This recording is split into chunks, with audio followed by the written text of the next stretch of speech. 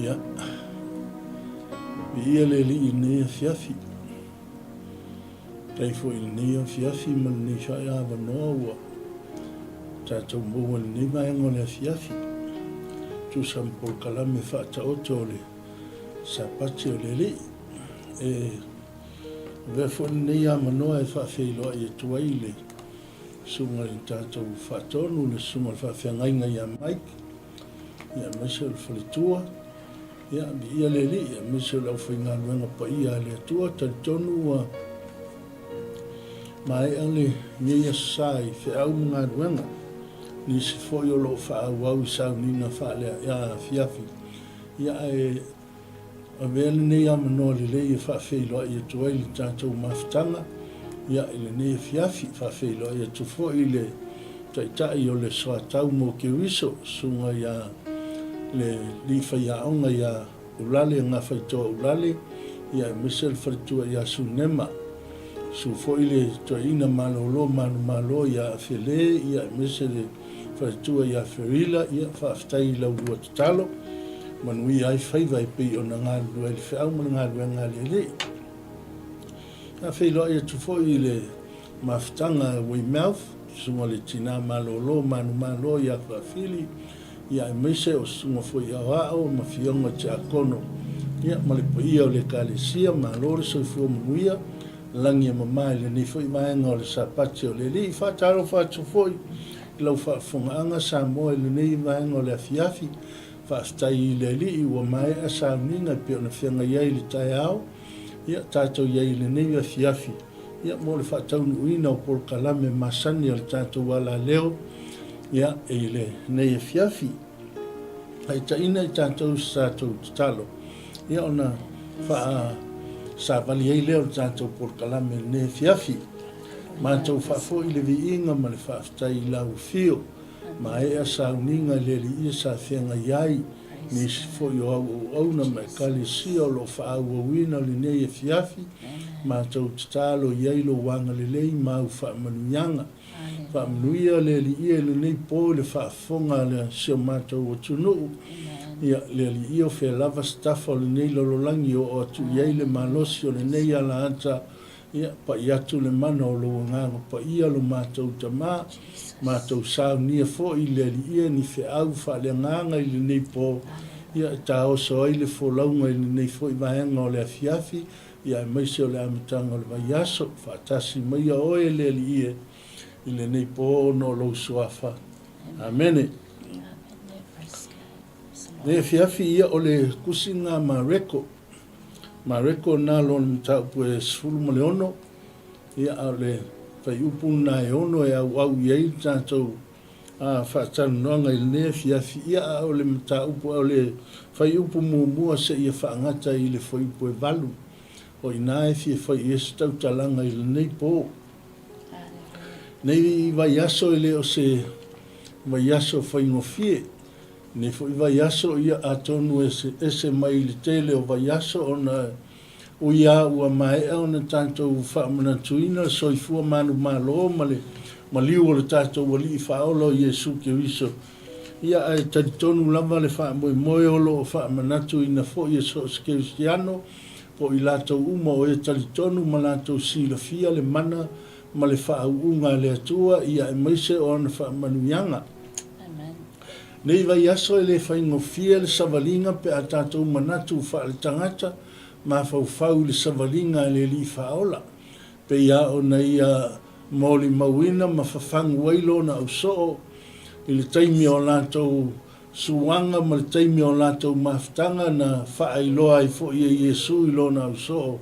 E iei le taimi anga i atua i Yerusalema ia e tu inatu o ia i limo to ina o fai taulanga ia e miso lau tu si upu mai lātou uma o e lātou te whaasala ina o ia i leoti ai a mawai aso e tolu o na toi tūla i mai lea o ia mea uma na whaailoa i le taimi a o ngā lua Yesu ila na ngā ruenga wha misiona pei ta iane ina ua lalata mai o na taimi pei o na tātou iaile nei vai aso ia atonu e le whaingofie. Amen. Tātou mawhauwhau ele o se vai aso whaingofia le nei vai aso o whauwhaunga. vai aso tau lama lamanga. Ina ia whapena na whaau o le maliu le tātou wali I whaola o Iesu. E o ai lātou sa e sa lātou ai whaatasi lana la o ai. Sa o nātou nuti mea ma tō so mai a whaatasi I le whiau ma ngā rua ngā lea li.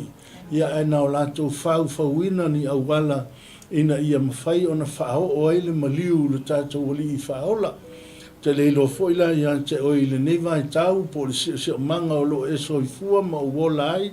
I le neiva I tau o lo tātou iai. Ia po le ase vaenga o le soifuanga o lo e iai. Pei ta iane o le neia fiafi ia o le nā le whaitau e pei o le tātou whaalongolongo ma whaitau iai. Whai mai le amatanga o le whaitau o le ma rekol nalo o le mutau po esfurma le ono. Ua ma vai le sapati ona tau lea e Maria le Makatara, Maria le tina ia kopo ma Salome. O mea manongi ina ia la tau o atu e whaau uai ia te ia. Amen. Mai alo na maliu e pe ona wha manatuina I la sfraile o tuna I atu. Iai pe o ia le tuunga mause I o mai le malama ana le ilai le tai au. Ia le iai le moli mau a tonu o ina le taimi o lea na to e soifua manu malo ma iai le ali. Lea la iai le asia I singa tuunga mau o le vaenga lea. Ka mai wala tau whaatau mea manongi. Ma la tau anga I atu I le tuunga mau ina ia asia le tuunga mau pe asia le no fuanga o lo ta oto ai le tino maliu o le tātou wali. Ka mai o lo o ma mea manongi. E ame fo I maleu u ai le tino o le li. Amen. Pe ia anu tātou I loa le niva I tau. E le o ngai kaimi o kako ia o le alava o whaangale aisa tu uai tino o tangata maliliu ia whaangale tui pe a whai ia umi na tuu le tino maliu o le tangata. Pe o ngai vaenga ngā le whaangale aisa o le tui ma me whapenga pe tai o aso ia pe ia misa o le tua iutaia ia pe sa whaangale u. Leo ule inga ia atu lala ili tino le tangata oti ina ia awane tōlonga mawave pala. Le nganga lea sahi I tangata ia. Na lata uo ai ina ia maua pesa mafutanga maleali. Amen. Leanga lako uo ai maleu ule he whaau uai ma mea manongi. Longo winga o a mea le leinga ka penga masangia. E ui ai so lata u mafau o laua maliu le tanta wali I whaau la peitai. O vaenga ia e wha manatu ma ia I tātou le tā ua o mea uma kako ke whaia ona o le atua malona finangalo. O a mea le lei I tātou te saunia, o a tā penanga le lei kako ke whaia, o mea sili ia tātou te whaia mo le ali I malona finangalo. Praise the Lord. Whangau Iesu, a ke wo iei lau mātou I ma mea ia. Ai o iei makoi ma I e whaata oto ai le lei auto le maliu o Iesu I mea ianga lako o malatou. Leanga o ma le pulu ma le auro o le whaailo ailo na I tua o le pulu li pano e whaailo ai o ia o le o staulanga o le muro e whaamanatu ailo na maliu. Amen. Mea ianga o ma le au makoi o e ave whai mea alofa I le ali. Amen. E ngalo ai I tangata o le whaata o tonga lea o le polkalame ma fuafuanga lea tua ma le o langa lea o lea soifua maola ai lea. Praise God. O tātou wali I whaola. Langa o le ule walefa mai na o ma lea. Ma mea manongi ma lātou o atu e whaau. Longo winga o atu e whaau o ele tino ma liu o le li whaola. Amen. O le auro o le lipano ia o le ulea e whapea whaangale I pano sunu ia na whaangale o le sua ulea e whaau uai o staulanga. Whaau uai whai taulanga le ngata I lea o le muro ia o le sua ulea e atu lala I tino tangata maliliu. Amen. Pe uai tino tangata maliliu ina ia awane to longa mawave pala. Amen. Ona o le nganga tā ua lea e o ma le maenga lea e fia mafuta pea ma le li. Le la ye le tātou au tū le nei fiafi, whai mai le tātou au tū, e iei tae hao mahalama o aso pōngi sā. Praise the Lord. Amen. Longa winga so se aso so se pōngi sā, e le pōngi sā i pēa e tua le malamalama. Hallelujah. Na pēnā le savalinga i Yesu Keriso i le nei wa yaso. E le whaingofia o alanga nganga i atu i whewho inga. Na lama e tangata ma tau mawhai e whawhaungi au wala ina ia whaasala i le li whaola. Se ia o a ina anga i atu ina watu ina atu i lima o tangata e lātou te avea i whaamasino ina o ia. Se ia o ina tu ina atu o ia masauni ai alu i lana whona te talo i ke se mane. O i ngaka ko ke iloa, e le whaingofie le savalinga sa savalia li ngewa yaso. Ke iloa i sea, ke iloa i ana upu whai mai i lona au soonga na ko ia ko matala li. Kua matuati ngā lo uato e o i leoti. Longa winga, e le o whaingofie le savalinga i Yesu le ngāwa yaso. O se savalinga sa whea ngai ma le pō liuli, ma le pō ngisa sa le tau sa makua i whaingata o ngā kauamo Yesu ma tau ave le li i whaola. Ti ngā o le tino. Aisea, leanga o lele fau mai lona maliu o lea lumana i mai lana savalinga i tu ina atu ai lona soifua po lona ola ina ia whasi o tia. O lai malama i le li i whaola. Le lai whai mai e le tātou au tū le nei tai au, i le nei a whiawhi. E iai la tai au mālama o aso pōngi sā. Longa winga so se taimi a le mauai fo le tātou muanga ngana fo i lea e le pō ai pese nu. E iai tai au mālama. E iai tai au fau e a mai e le li. E iai le taimi e a mai e le atua se langi le lei. I taimi tātou te whetai a i mawhaingatā ma whawhitauri. Ai ai ala o lao le lei au mai e le atua mo e ma. So se aso ti munga ma se aso lolo wa e tua i aso malu. Longa winga whape ngāle ka kou savaringa. Ma le tātou au onanga i le atua malona whina ngalo. Le lai pe i tātou whaalongolongo i e nea fiafi o whai mai tātou manatu nena. E ono le whaiupunga e ono, aua whai atu i a te i la tau, aua tau te mātatau, o loo tau sa ili a Yesu le Nasareta, o le na whaasata roina, ua tū o ia, e leo i nei, i nā mata ia i le mea na la tau tuuina ai o ia. Kai au malama lea waso pōngi sā, ua au mai ma wha malama mai, le winga o le fina ngalo o le atua whai mai ia le angelu po le tangata le ngai le tūnga mau whai mai ua toe tū mai le ri. Amen. Wa utou ilo lo utou sa ilia le ia Yesu le Nasareta o le na whaasata roina ua toe tū mai o ia na ye ua oti e tusa ma le mori mau a mātaio. A mai o mai e mata i le mea na tuu ai o ia. Na lātou tuuina atu iai o ia a ua soifua mai o ia. Amen. E ui ai whaingatā ngā savalia e Keriso ma whaingatā sa ia ui ma iai le neiva yaso ma le neiva i ke en sa ia o ilona maliu. Pei tai, o le tai ao lea o le aso le nei le tai ao ana leila. Tai ao lea na matua sulu i ai ave malolosi o le malamalama o Keriso i tonu ia i tātou. Ai maisa o le whaailoainga i le lalolangi. E ia aso malamalama e a maia e le atua. E uia ina iei po ngi sā tātou te whetai ai. Ai ai ala o lao le leia o maia e le atua. Neila on tātou whaalongolongo iai, ia mawhaitau iai le nei e fiafi, ia fionga le atua. Pei o se manatu le kau tatala i tāmata upu. Sunga whatua pe ise sosone te. Alleluia.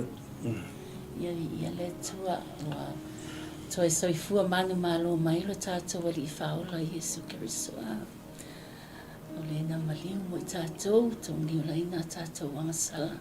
Praise the Lord. Whaftai atu tamā mo le awanua fo e o tu ina mai. Praise God. Ia lawa le atua. Ia o te fia au mai le tā fo e. Ma tā upu nai ono lea e lo ulu tala ina ili ta whamoe po le tamata upu nei a fiafi. A ua whai atu ia te ila tau, a ua tau te mātatau, o lo o tu sa ili a Yesu le Nasareta. O le na whaasato ina. Wa tu o ia, e le o inei, ina matamata ia, mea wala tu ina o ia. Praise God.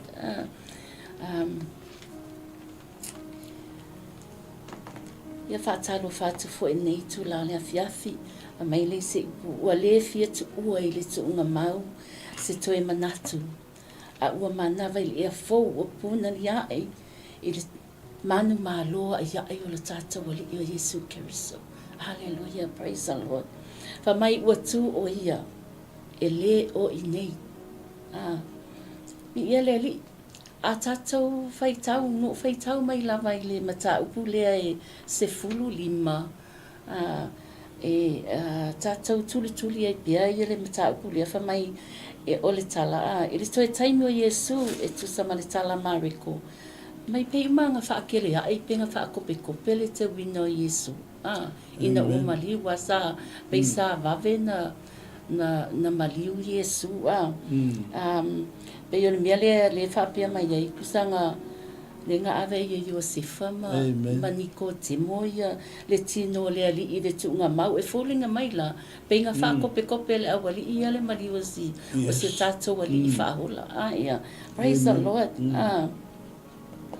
Mai o lea langa usupo aku lava o a batu ma whaingei whainga ia Nikotemo ma Iosefa a lo mata ia mai lava ma tilo mai le tina ia Maria le makatala sa ia i Maria le makatala o lea lana o ai mai foi ma Maria le tina o Iakopo ia ma Salome ua whatau mai u manongi pei foi o na tala atu le tamanei ia le winga o ia aso o aso nei o le wa fai lava le tui ia awa nei ia tino ia au vai taimi nei ia safa nga ia praise the Lord ia mai nga o lava nga matala noa pe fea o na la tau fuli le maa lea ia foi e pupuni ai le tuunga mau o le tātou ali i whaola. Wafa mai, e leo se maa lai titi. O le maa e te le maa. So o la tau o tina, e le mawhai o na fuli e la tau le maa. Ai wha mai ina ua o atu iai. Ia o lai sau whai mai lea. Le se tabli a lea. Tabli a lea o lo ofu sina pai. O le tau lea tino maa losi. Whaapea mai o lo sau whai mai le tu tau matau o le tuunga mau po i le mele na tau toiru no tātou wali i whaola. Ma whai mai le tala tau le ia i lato. Aua tau te mātatau. O lo o tau sa ili a Yesu le Nasareta o le na whaasau tau ruina. Ua tu o ia e le o i nei. Amen. O la o fasili la i nei a fiafi. O fea le maa te lele na tapuni ai le. Se fasili whaale tino ia tātou. Ia tātou ma whau iai. O fea le maa le na tapuni ai le tuunga mau o le tātou i whao. Amen. Tātou tu mai o tātou o langa i te tonu le wa tātou iai nei. O ka se tele o le mau maa. Amen. Anu sa i se tangata whai ai ni maa. O le maa le alo o tala no ai. O whainga tā, o whita, o whaafita uli. I te tonu o tātou o langa. Me olo tātou whita ia i lea aso ma le aso.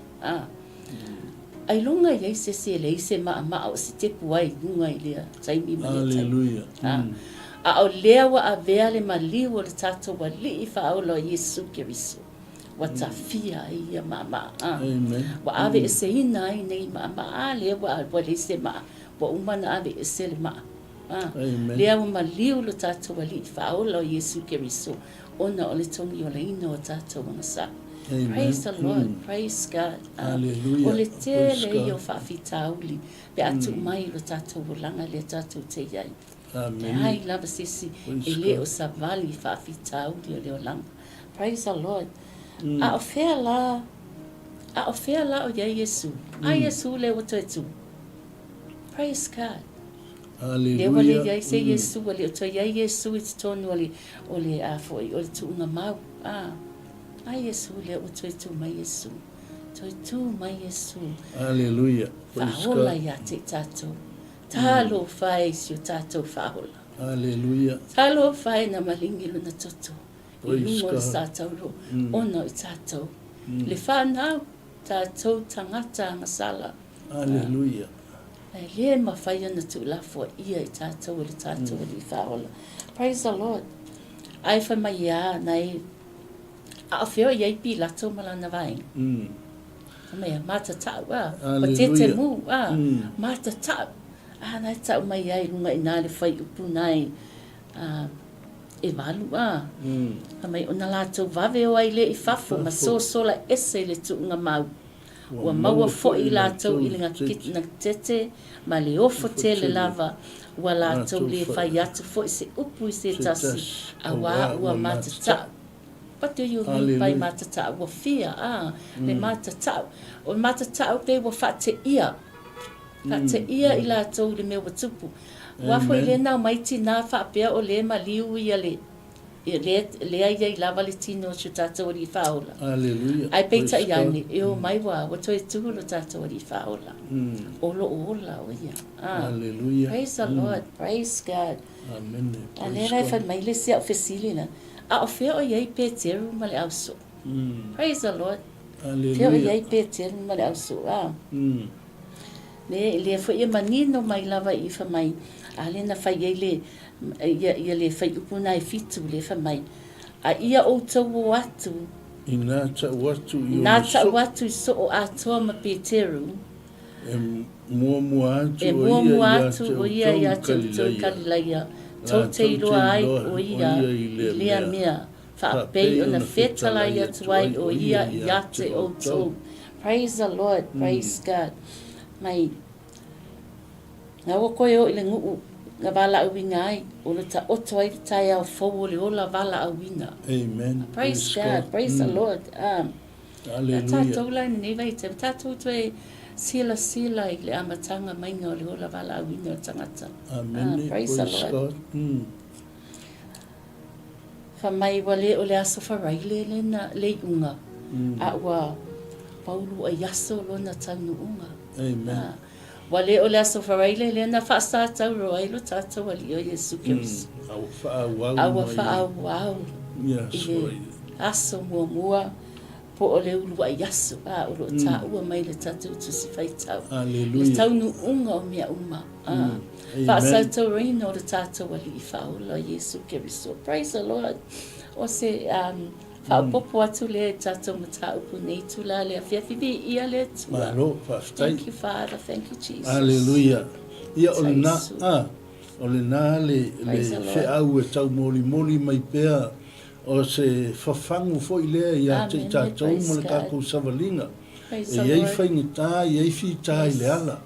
Le kākou savalinga e le ai a se ato atoa e lingi so I fuanga kākou ke iai. Amen. Praise Ai, God. amen, kākou ke ui whaingata, kākou ke asa inga whawhi tāuli o le soifuanga ma le si o manga le tātou te iei.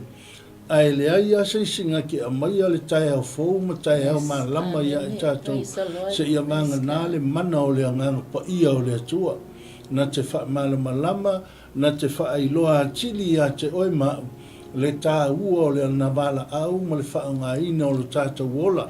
Mo ia malona fina ngalo. Pei lau tātou whaangolongo I nei tai hawha mai o mea manongi na lātou ave. Hallelujah. O le ata o le alofa. Yes, Amen. hallelujah. O mea Praise God. manongi e whaailoa ai ia Yesu e whaailoa ai le alo lofa. Amen. O mea le lei na whaia Yesu o vāvenga o le whaamalolonga na tapena Yesu mo I lātou. O le ala ngā o mea le lei ngā lātou ave ai mea manongi ia. Praise the Lord. Rongo winga o mea sili ia na lātou tapena ina. E ui ai na lātou ilo le tino o le tangata o ti. But e maua lunga I anta I lātou le sila. Ma le alo lofa I le li I sa whaia vāvenga. Sa ia tapena ia le whaamalo longa mo I lātou. o le ala lea ngā lātou o ai ma me manongi ia o mea sili o na taumata. Ke le ilopo le a sau sila o le a foi se mea o lo e manatu o e ofo ina mo le atua malona fina ngalo. E ala i lau foi au o nanga i le atua. Kako ke whaia mea sili tātou te tapena mea e sili o ngata ua. Inga ia whai mavi inga o le atua. O le atala ngā o mea ia ngā o mea manongi na lātou ava o lo o yeilea lofa. Amen. Le alofa ngā o le atua o atuto i loto o neitina wa le mawhai ei o ngā ave seangi mea le lei wa manatu lātou e te tau o na saunia mo le tangata lea na whaia se mea le lei mo lātou. E le ngata i le whai mai. Na lātou avea o mea na lātou ave, o le nau ta inga. Amen. O le lavna mo whai mai o le lātou avea o le halolofa, na lātou avea o le nau ta inga ia i lātou, e fia mafuta pea i tangata lea. Sa iele nau i o lātou loto, sa iele le nganga fia mafuta pea i le ali i whaola. O le ala ngā o le o ma mea ia o e fia nau e fia maua pea se mafutanga. Ke le iloa ia te oe po e fia mafuta pea i le ali, po e nau pea e maua se lua mafutanga ma le atua. Amen. O mea sili o le ale me e ali mai pe a whai e te nau i le atua ma e nau e te fia mafuta i le ali. E tu tupu ai me le lei i lo loto e te mana o e whaao ngā. E te mana o e ofo ina mo le whiau ma le ngā luenga le ali. O lo so i fua, o lo wola, ai maise o ngā luenga mau tiu te whaatino. O ina e te manatu, e whai lea ma awala e si la fia i e le atua, le nau ngai ko kongo oe. Amen. Langa i le iloa e tangata i al kako ngau i le atua. Whako ai loa i e tātou ngā luenga. O mea le lei ma mea sili tātou te whaia. O i ngā whako ai loa i e tangata, e sao e mongi i le alofa. Lea i ele tātou upu foi lea e mua ngana le e kalangoso oi. E le ngā upu. E le ngā upu. E loa le alofa.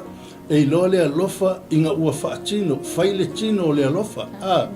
O le nganga nā le nka penga ai mea sili ia. Wha mai o mea manongi na lātou tapena ma mea sili ngā lākou saungia. O ngā le alo lofa i tangata lea. Lea langa o ai malo lātou tarito nunga ma le nau ta inga. E fia mafuta ma e fia whai mea le lei pea i le li. Amen. Ke le loi lau savalinga li nei vai tau po le ase le nganga i ate oi le nei vai aso. Le ase la ngona tupu i ate oi le neiva i aso ma le whaamanatuina o le soifua o le maliu ma le soifua manu malo mai o le ali. O le aso wa nganga nau sa e mana oai ina ia tuuina atu lau tangata ma whaangaina i tātou i whiau ma ngā luenga le ali. Tātou te ofo ina tātou ngā luenga ma me le lei tātou te whaia. Ina ia whai mavi inga o le atua ma le lona tolu. O le whaaloalo.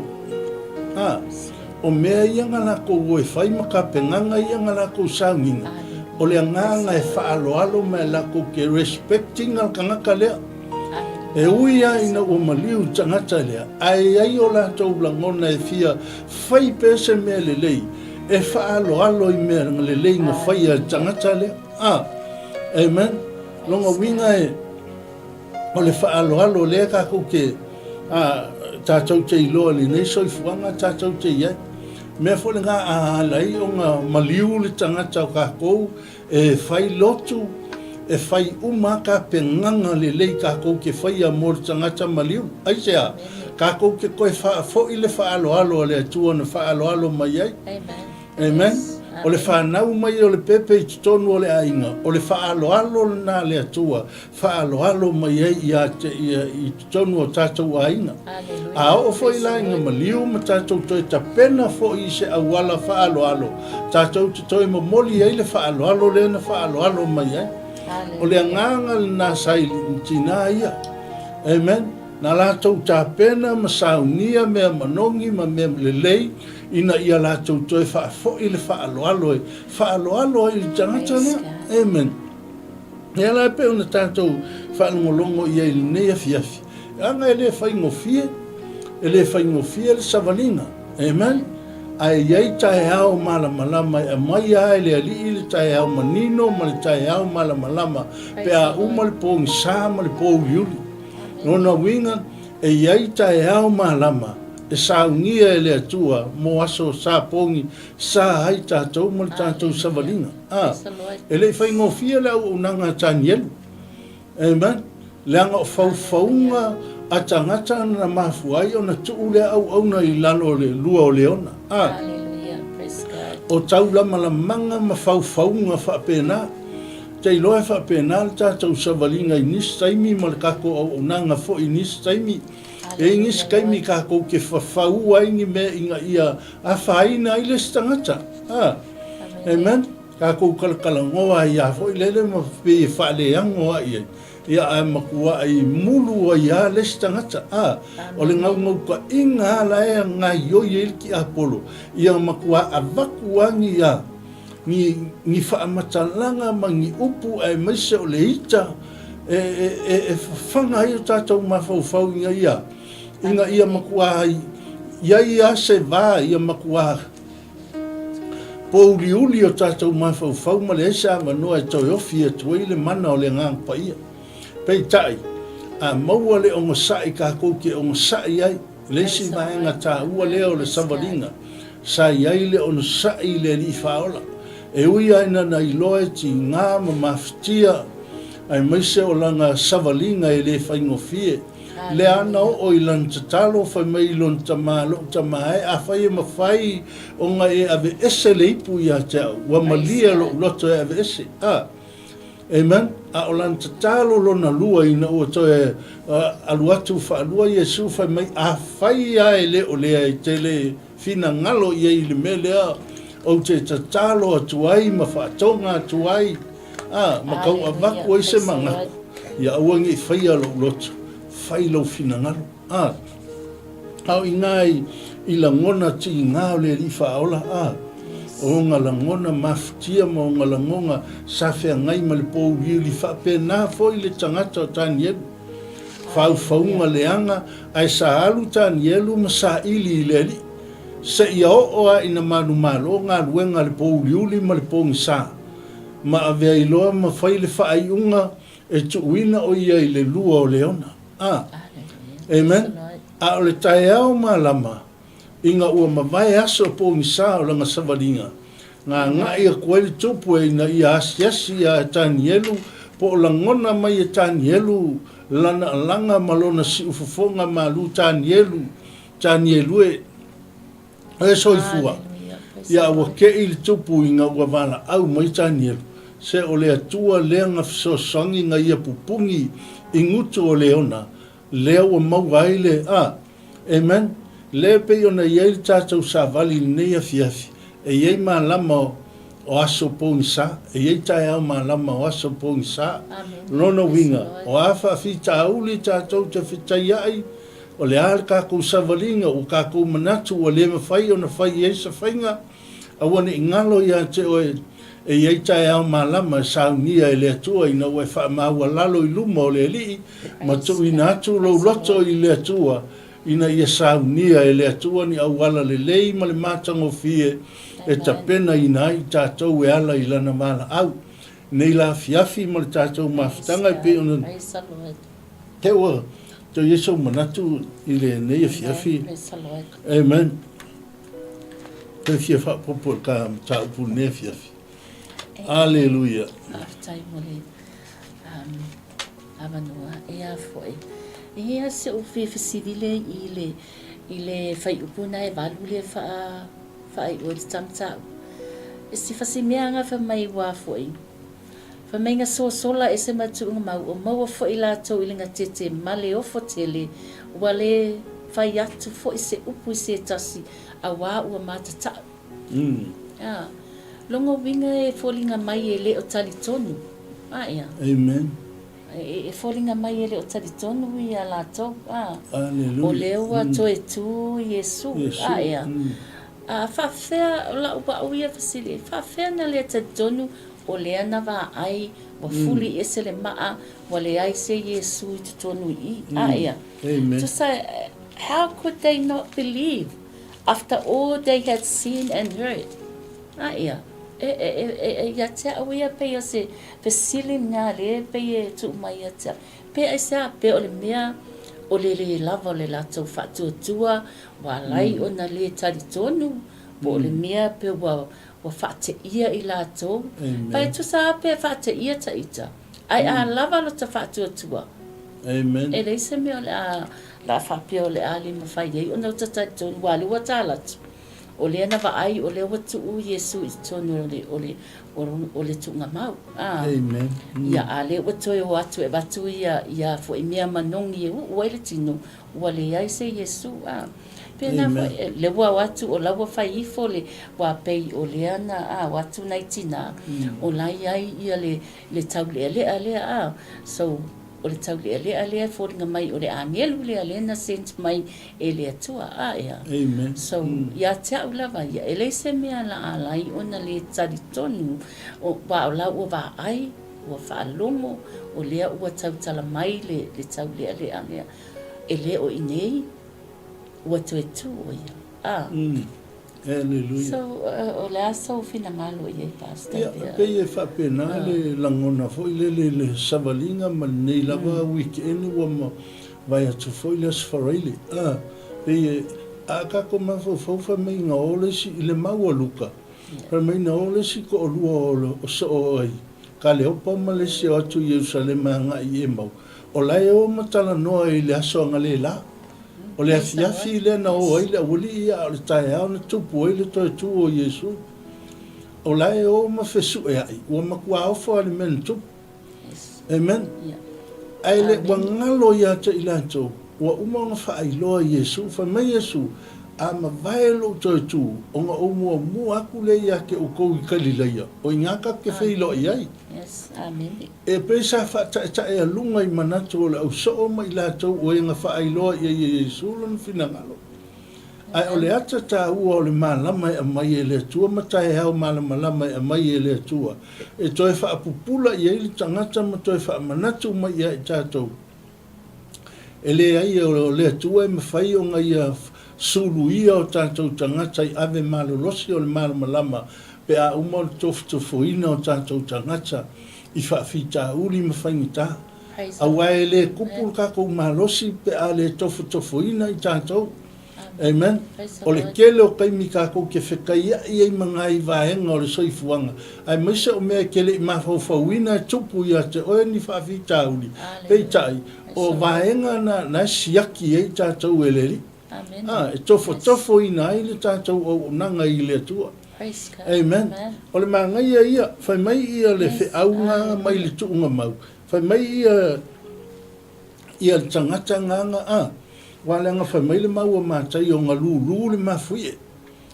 O le mafuie le whaalea ngā i le tuunga mau pe ngā koko o le ngā vaenga o le ele. Pau wale mea ngā lū le mafuie. Pau wale mea ngā makalanga o le maanga fuli ese ngā I ngā le nguto o tuunga mau. Amen. Kere lopo I se ma o sai kia ma whaingita ai o ngā e whauru whale mai le li o le ola I tonu ia te oe. Kere lopo I se ma o poloka ai po le ase ma ngai poloka ai lau savalinga ma lau fia whai mea le lei I le atua ma lona fina malo. Amen. Ngai mea ma ngai mea le ngai mea la iti lava. A o mea ngai saurki a polo e whao ngā ma pe e wha ke le foi lele. Inga ia whainga tāi inga kako tā penga lo kako wola mo le wala aua le li. A lo ka ua ia le menga lenga wako I tunga mauwhai mai ia le angelu. O mai, aua tau te fefe, le peon tā ua tina ne fiafi. Aua tau te fefe, aisea. Aua kiu ke fefe leanga ia u tau I loa. Leo o kou wa ai wa mangol ku nga mau le so iai. Ua toi tu Yesu, o le koe kua Yesu, o le ori sanga ngā. o le fianga nga o le kerisiano. Ai sea, ua koe soifua mai le li manu malo, longa winga e mai ia ke kakou, e ka kauonga ia se kai o fou mo i tātou, pe a mawai po ngisa ma taimi whaingita o le kasavalinga. E a mai e le atua ni lao le lei, mangiama ngoa le lei, inga ia ka penga ilo soifua wala wina ma le tātou wola, au auna i le atua malona finangalo, e le whaingofie. E le whaingofie o tātou tiuta ma whaiva o lo ngā lulue, ma tia e aile finangalo le li. Ai ao in tātou manu malo ina taimi whaingatanga, o ngā mai alo leo le atua lesi lao le lei. Amen.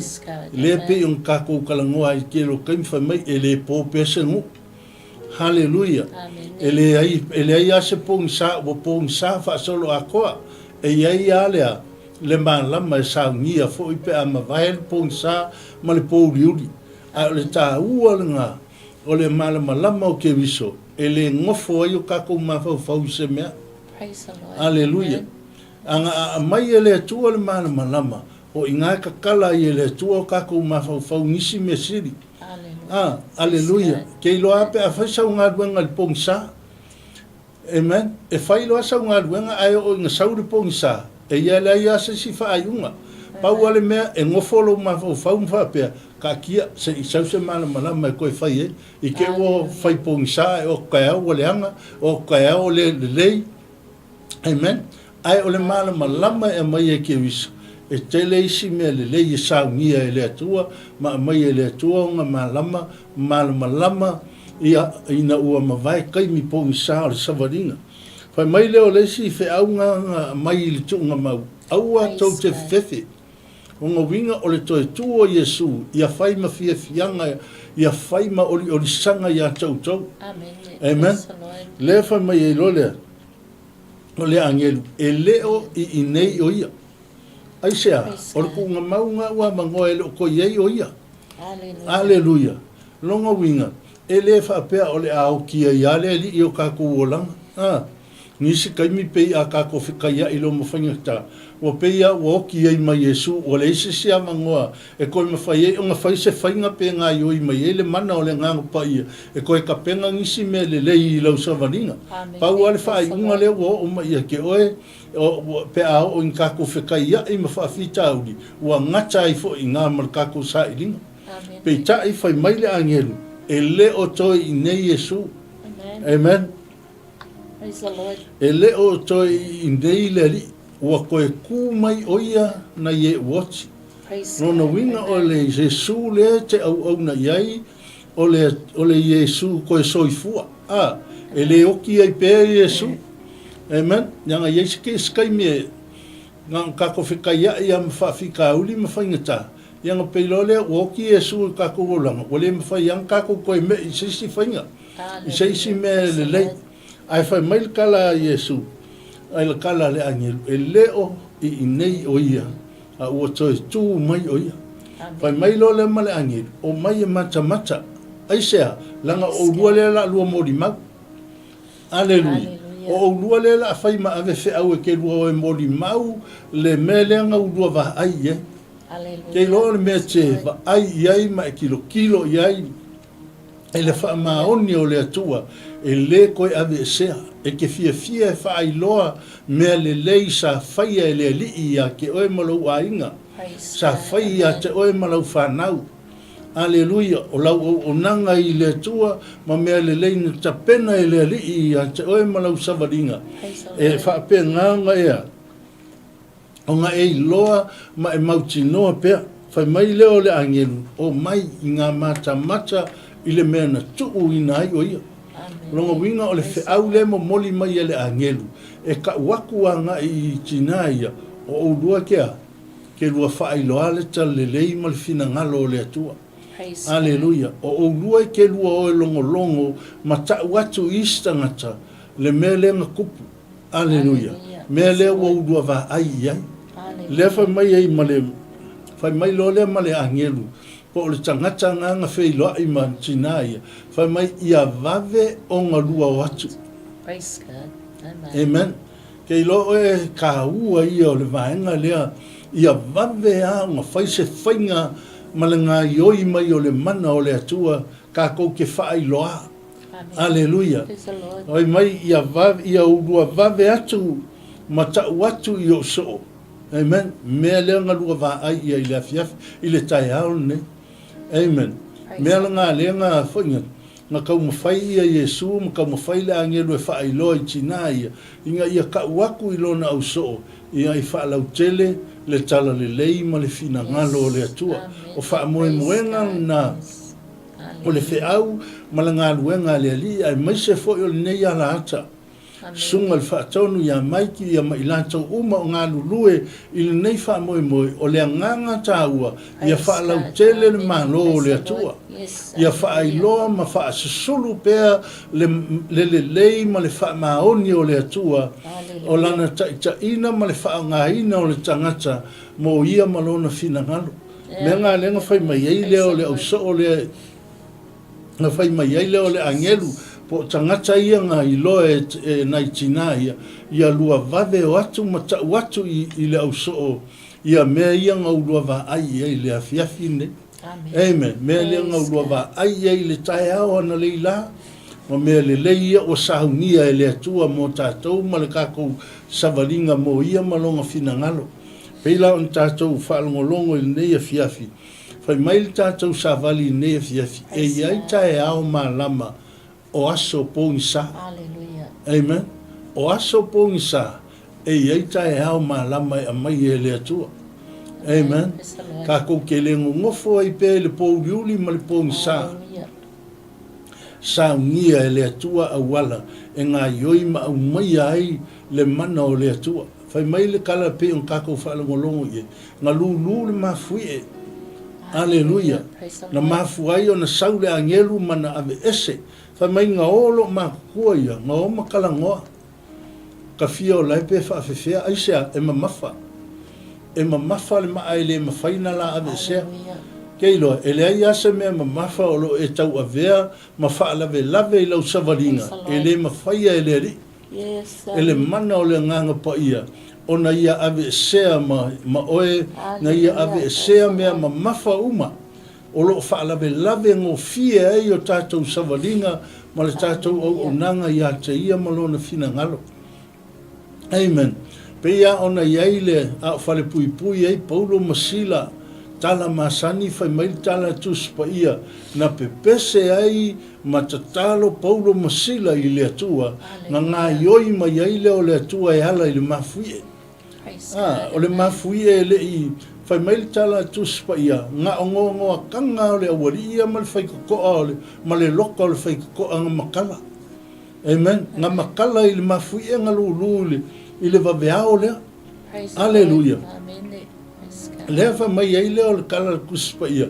Ngā ala e ei leo le le whale pui pui o le a. Le a kau pule i longa ola. Pe ia anga sila fia o le kūle a Roma ngā vai taimi. E sola lo le panka. E karia e kau ia oe le panka le ua sola. Mea ngā lenga kango e langa sapelu o le a kau pule i longa ola. Ai ke i le wala au mai o Paulo Masila aua. Amen. Aua ke whaia e oe se mea e leanga ai oe. Mea ngai le ngai lu sau e ke whai ngaruanga e sau e moe. Aleluia.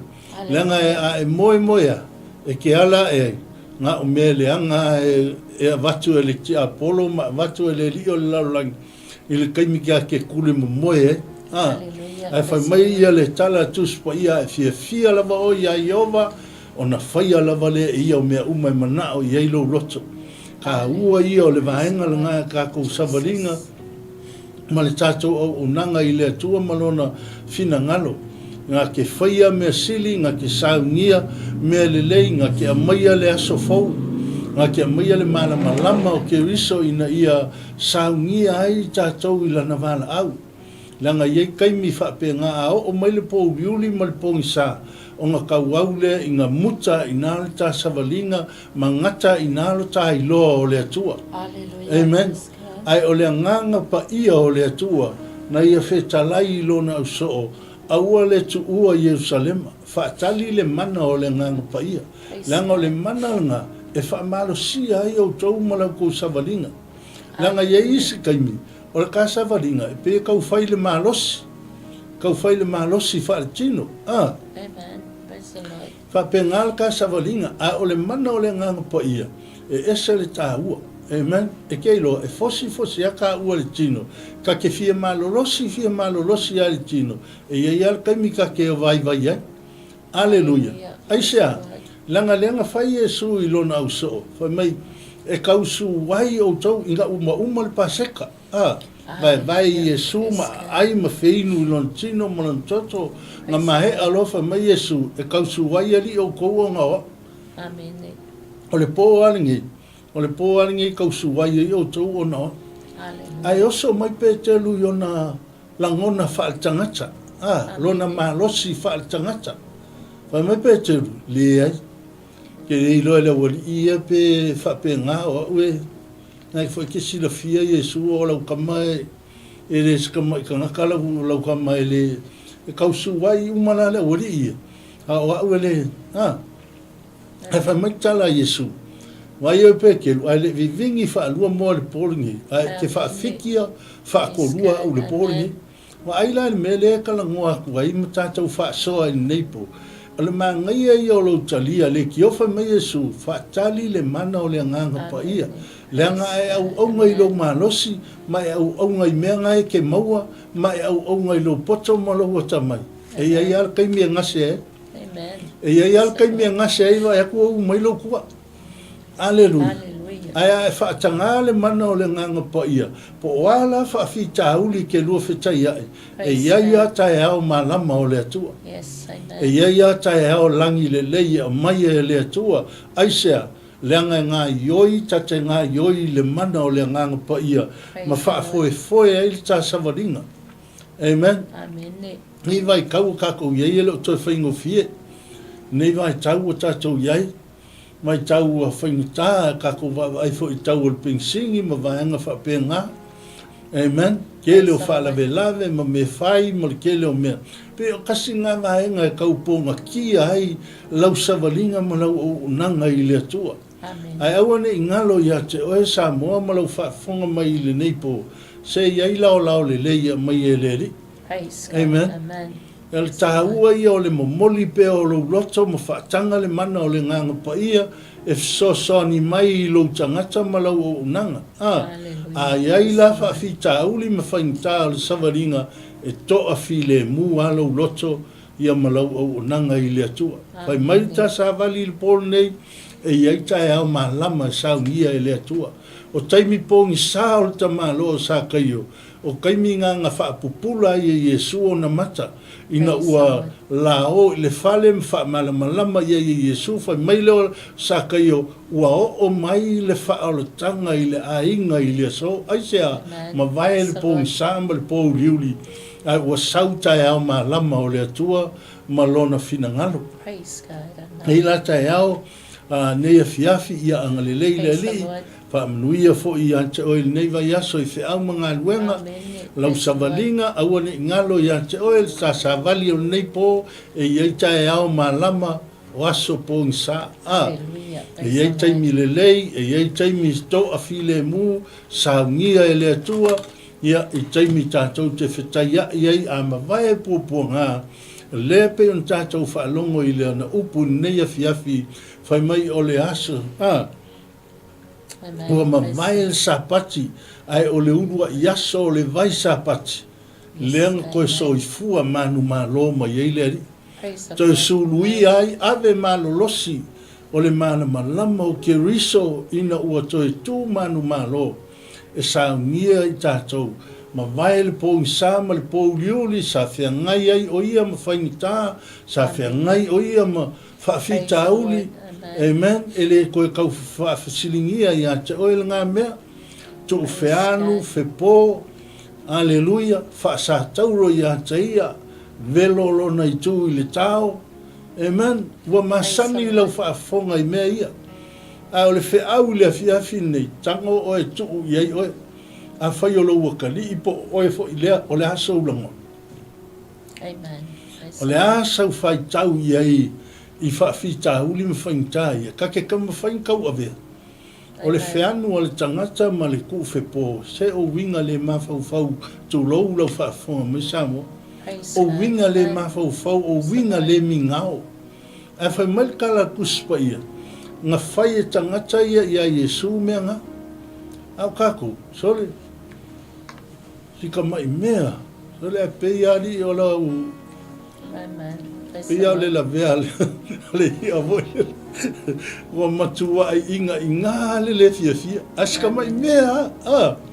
Amen. Au le li faula. E le whaingo fia mea nga o ia. Ka koe whiangu o kurose sia o tulou wale fiafi malau whaafonga mai Samoa. E le ise me pole hafo i alo pala aima me e whiangu o kurose si o lau kumainga nga ilunga e laki kere koe o winga nga whao ngā tangata. Ai sai eile ona sai. Sa vea o se taimi pongi sai le li. Le fo ina ia tatalo ai ma ia whaungani lon tamaa. Na ia tala sanga to fo ina i ona uso na lato woli i le whanua e talo. Malilie ka kou ki kau ame se o ka mga o mia o tau tau au. Na o mia lau tau sosani mai ata ita. Langa o matua ti ngā lo roto e o i leoti. Haleluia. Ai ngā ua mawai ngā ti ngā. Whai mai na ma lama le tae ao o le waisapati. O ina na pupula ile mana malama o ke wiso. Ia masau ni ai le whaalutanga mo oi ma. Lea ua e sapi ai ma o manui ai ona o le whaalutanga na sau ni ai le li whaola. Anga leile atua ma whaamuia fo tatou mawhitanga le nei po. Whaamuia le atua i ana au auna.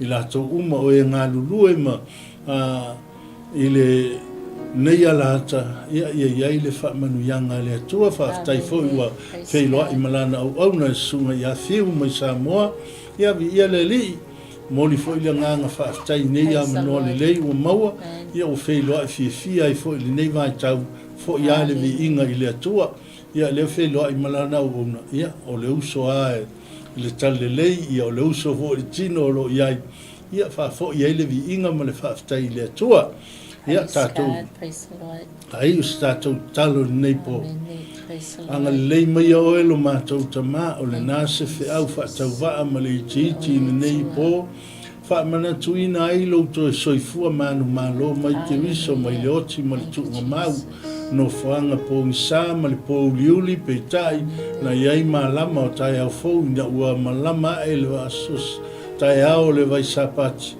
ia na e soifua mai ai lo mātou tamā le ala lea e la ngona i ale wha maualalo mātou loto ma watu le vi inga i lau fio ona o mea sili wa sau nia wha mnuia le li ia nei alata lau auna ia mai ki le li ia mātou tamā maiso le whalitua o au na ngā lulue ai lo mātou tamā tu maulau wha unga male mana o lo nganga pa ia nuia foi lau au na tai o le soa tau mo ke wiso ia ulale ngā whaitoa ulale ia mesel whalitua ia sunema i la ua tai ia le li ie mawhitanga i Wellington ia iau whaamanuianga lo mātou tamā le afo i se a leo o le ase whaale tonu o le nei po whaamangalo i mā ua whaamuli mole a ia tu maulo o ngang pa ia i lunga o lau whanau nei se i o le whaamau lava.